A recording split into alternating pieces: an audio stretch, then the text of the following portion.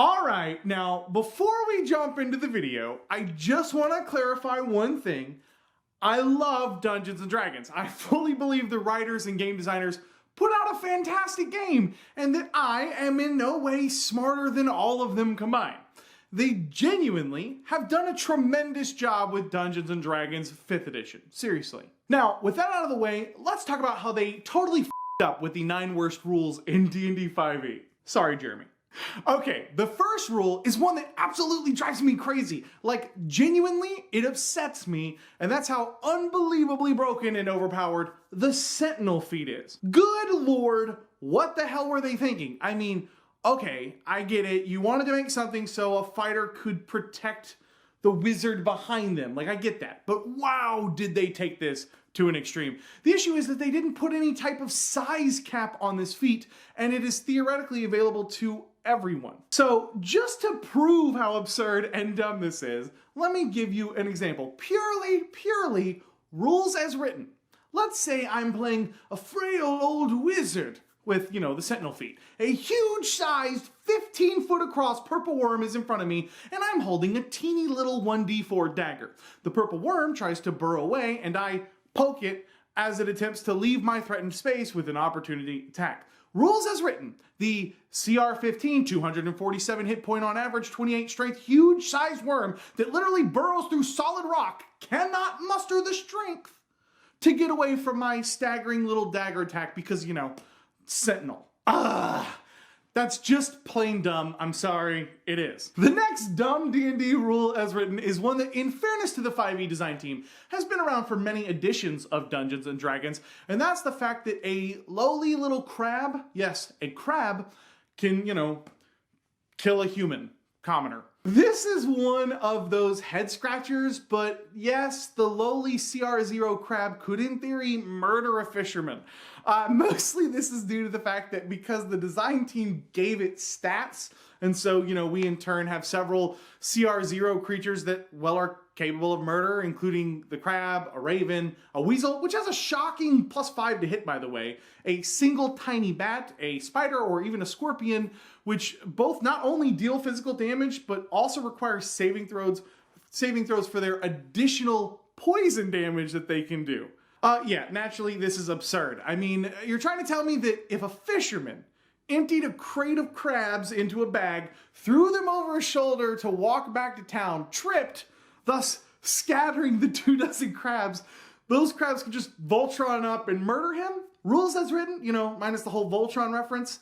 Yeah, that's dumb. I mean, a crab does 1 damage per round, and a kobold commoner has an average hit point total of just 3 HP. And an armor class of 10, by the way. It's not that big of a stretch to say that the dice could feasibly go the way of the crab and have him murder that kobold commoner.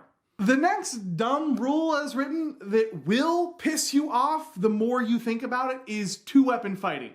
Let's take a look. Quote, when you take the attack action and attack with a light melee weapon that you're holding in one hand, you can use a bonus action to attack with a different light melee weapon that you're holding in the other hand. The issue with this, rules as written, takes place when we look at this section on melee attacks, specifically on unarmed strikes. Quote, instead of using a weapon to make a melee attack, you can use an unarmed strike, a punch, etc., etc., etc.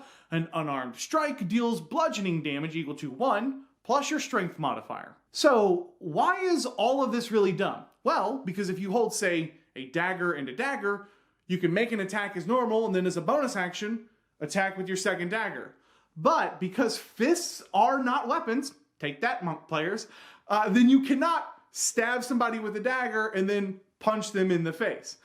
All of this, by the way, was confirmed by Jeremy Crawford on Twitter on August 24th, 2018. That's right, I have dates. The concept of a brawling scrapper who uses a dagger in one hand and a fist isn't feasible, but a skirmisher with 2 daggers is.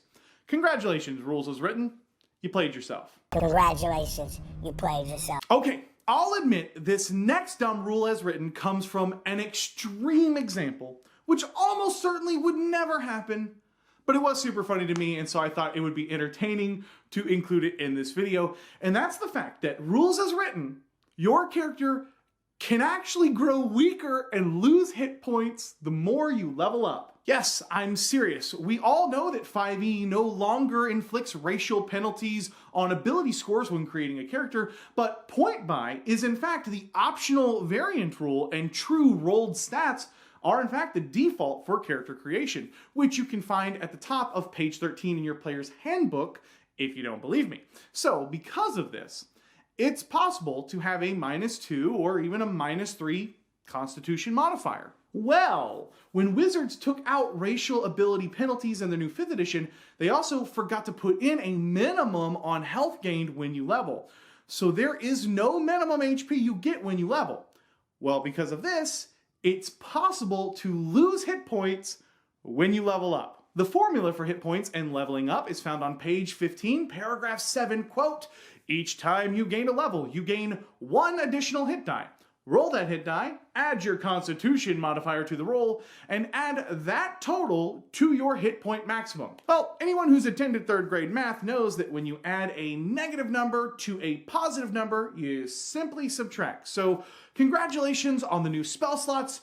You're easier for all of us to kill now. Actually, that kind of has a very strong Raceland vibe to it after he took on the tower to become a full wizard and it crippled him. So maybe, losing hit points as you level up isn't the worst rule as written.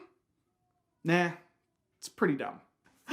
Now I'm having too much fun with this. The next rule as written really made me cackle like a sea hag at the thought of actually doing this in a game. And it's basically a super fast way to destroy the plane of fire. And that's with a teeny little smudge of brown mold. For those of you unfamiliar with this particular D&D creation, you can find it listed in the Dungeon Hazards section of your Dungeon Master Guide. Quote, "Brown mold is immune to fire, and any source of fire brought within 5 feet of a patch causes it to instantly expand outward in the direction of the fire, covering a 10-foot square area with the source of the fire at the center of that area."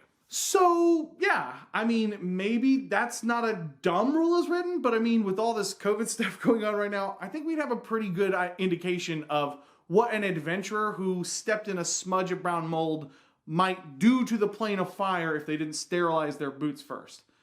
Absolute chaos. The next dumb rule in Dungeons & Dragons 5e has to do with mounted combat, and that is that you cannot attack something and then move on.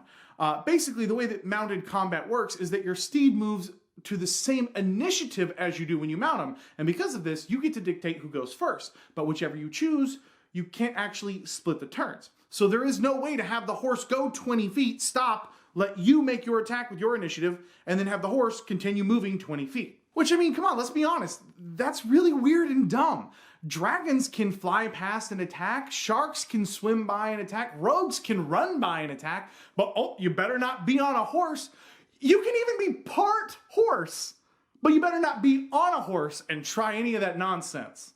Yeah, that's a really dumb rule as written. Oh God, the next dumb rule as written goes to Mage Hand.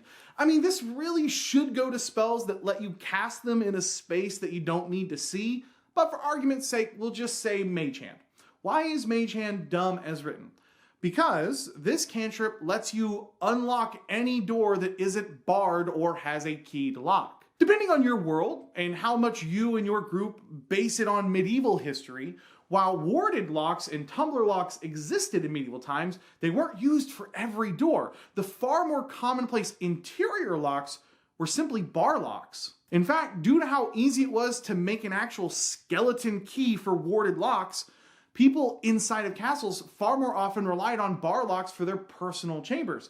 Because of this, Mage Hand and Unseen Servant, rules as written, can be cast through doors or even walls and used or instructed to, in the case of Unseen Servant, to unlock doors from the other side. Unseen Servant could even be instructed to grab a key off the wall if needed. Now, this is all just one example, and I'm sure you guys can come up with thousands of awesome uses for summoning an Unseen Servant on the other side of a wall of, say, a bank or a merchant or whatever late at night.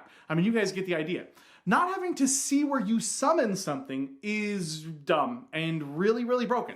So when you compare that to, say, conjure animals, where the designers very specifically lay out that you need to see the space that you summon it in, it really makes you wonder, what the hell were they thinking? The next dumb rule as written is one that I have touched on briefly before in my theory video about hit points, and that's fall damage.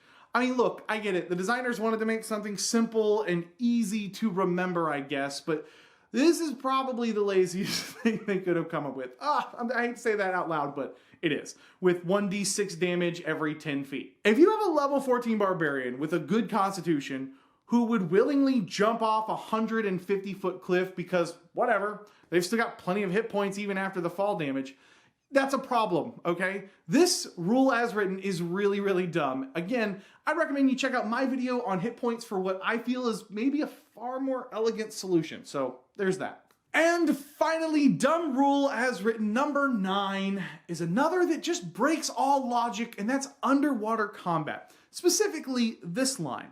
When making a melee weapon attack, a creature that doesn't have a swimming speed, either natural or granted by magic, has disadvantage on the attack roll unless the weapon is a dagger, javelin, short sword, spear, or trident. So basically, once you gain a swim speed, there is absolutely no difference in your proficiency to use, say, a great club, a flail, or even a whip. I mean, can you imagine legitimately trying to use a whip underwater versus something like a traditional piercing weapon like a spear or trident?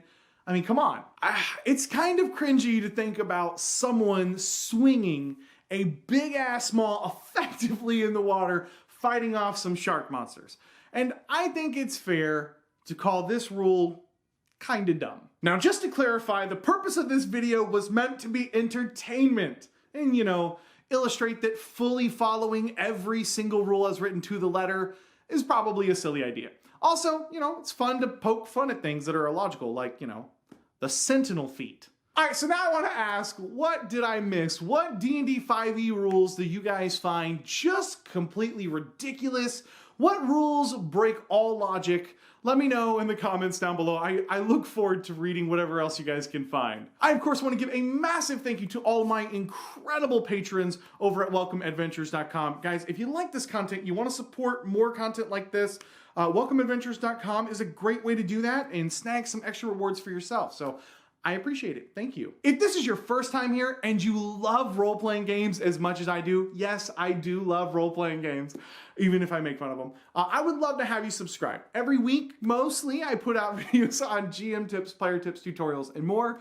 So if that sounds like something you might be interested in, just hit that subscribe button down below and come join us. Thank you guys so much for watching. My name is Cody, and may your games be filled with awesome memories and even better friends. I'll catch you guys next time. Yeah.